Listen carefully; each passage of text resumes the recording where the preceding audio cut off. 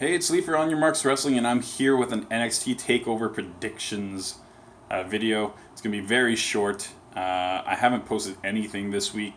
I've watched most of the wrestling. Life got in the way.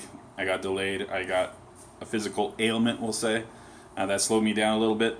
I will be posting all my thoughts, I think, for the week in a series of videos, kind of probably tomorrow on Sunday.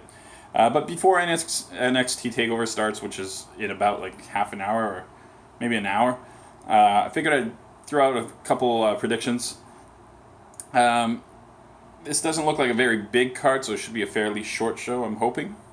Maybe it's just me, but I'm kind of tired. So the first match I'm going to predict on is the tag team match between the Undisputed Era, so Kyle O'Reilly and Roderick Strong. And they're up against Oney Lorcan and Danny Burch. I like what they've been doing with this feud, along with Pete Dunne, everything like that. But I just don't feel like Oney Lorcan and Danny Burch are established enough as stars to win that championship yet. Now, I would love it if they did, because that'd be a complete surprise. But I think it sticks with Undisputed Era. I think there are more matchups with those guys than anybody else. That are kind of compelling. Tag team division in NXT right now is kind of in a strange place. I think this will be a good match, but they don't have any kind of like big teams that are standing out right now. I guess TM61's trying to become that, but other than them and Undisputed Era, I'm not seeing anything that's kind of a big name yet. I guess War Raiders are kind of up there, and they called out TM61 this week, so that should be good. So yeah, I have O'Reilly and Strong winning that one. Then it's Aleister Black versus Lars Sullivan. Sullivan's been dominant. He's dominated everyone over the past few months. He's also kind of dominated throughout his NXT career. Him catching Black Mass was interesting. Him attacking Aleister Black this week was interesting as well. They're doing so much to build him up that I can't help but think Black is going to retain here. He's going to find a way. I'm not saying it's going to be a fluke, because either he hits Black Mass or he just kind of rolls him up or does something like that. But I think that Lars Sullivan's going to argue that it was a fluke. The crowd's going to have to agree that it was a little bit fluky. What's going on with my hair here? Yeah, I think Black wins, but I don't think this is over. Then we have Gargano versus Ciampa in a street fight. Probably the match that most people anticipate being the best of the night. Probably will be. I don't know. I'm kind of wearing on this. Like, this is a really good feud, don't get me wrong, and the last match was amazing.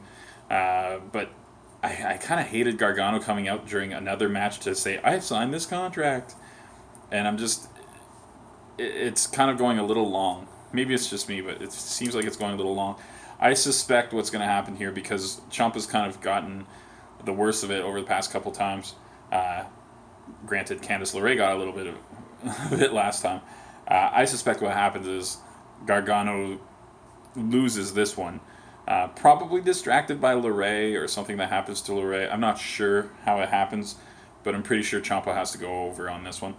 And then we have Ricochet versus Velveteen Dream. This match, in my opinion, should be the match of the night. I hope.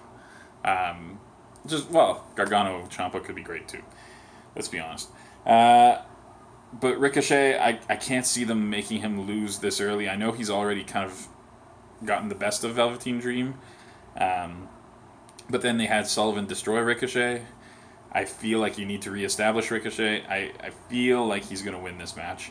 His win-loss record is not actually that good in NXT right now. So I think he needs it. Velveteen Dream can survive anything. The crowd loves him. So he's been there for a while. People respect him. And then we have Shayna Baszler versus Nikki Cross. Now, these are the matches I saw listed. Maybe I missed some. I'm sure there might be something else I'm missing. But Baszler versus Nikki Cross. I like the whole Nikki Cross, the only person who can't be intimidated by Baszler. In fact, Nikki Cross is intimidating Baszler a little bit with her craziness. I love it. I don't see Cross winning this match. I kind of see this as a transition to make Baszler a little bit more beatable by others. I think Cross might eventually win the championship. I just don't think she does it this time around. But yeah, showing that Baszler is human will give other women a little more confidence, and all of a sudden they want to go against Baszler, and maybe one of them sneaks a near win, or I feel like that's how it's going to happen. Um, I My biggest prediction, or my most solid prediction, is that this show is going to be much better than WWE show. It happens every single time. There has never been a bad takeover. This is one of the weaker cards I've seen, but I think that's probably because this is the fifth biggest pay-per-view of the year, allegedly. I think Money in the Bank is probably bigger than Survivor Series at this point, but still not considered one of the big four. Certainly, if there is a big five, Money in the Bank is the fifth. So maybe they didn't feel like stacking the NXT card that much. Plus, they're in such a big period of kind of change in NXT. You're trying to reestablish people. You're trying to establish new people. It's been that way since the roster shakeup, and that's fine. That's absolutely fine. So we don't see the North American Championship on this card. At least I don't remember seeing it there. And then where the UK Championship, I don't think is being defended. Where there's a few kind of up and coming stars that should be featured a lot that are on this card. Like I'm thinking EC3. I didn't see him on it. Again, I might be wrong on a lot of these things. I just did a quick little bit of research, and these were the only 5 matches I found. So yeah, I think we're in a kind of a period of flux, and that's absolutely fine. It might not be the best takeover, but the matches always end up being good.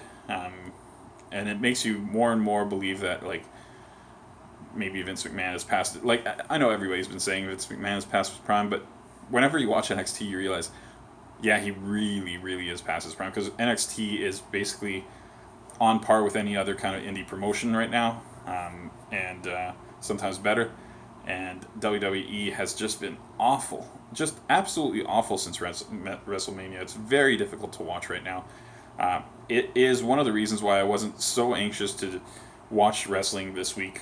Granted, I had a lot of work stuff to do, but still, oh god, it was rough. So yeah, those were my predictions. They went much longer than I thought because I'm not shutting up for some reason. But I will shut up now. Thanks for watching.